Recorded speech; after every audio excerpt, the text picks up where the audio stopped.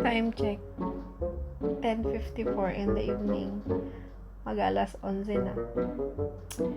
Kagagaling ko lang sa baba. Sinamahan ko si nanay para magbanyo. And nung pagkatapos niya umihi, medyo hindi kami nagkaintindihan. Ay hindi, nainis siya sa akin. Kasi naghahanap siya ng madaming tao. At ang nakakatawa dito, kung saan niya hinahanap yung madaming tao, tinago ko daw ba sa drawer, o kaya sa cabinet, o kaya sa ref, pinabubukas niya yung mga yun. Hinahanap niya yung madaming tao. Sabi ko, nanay, tatlo lang tayo dito. Si tatay, ikaw, tsaka ako. Lalo siya nainis. Bibwisit ako sa pagmumukha mo.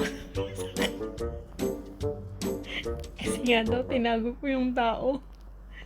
Saan ko hahanapin yung madaming taong yun? Sabi ko, gusto mo, tawagin ko yung buong barangay para dumami yung tao dito sa bahay.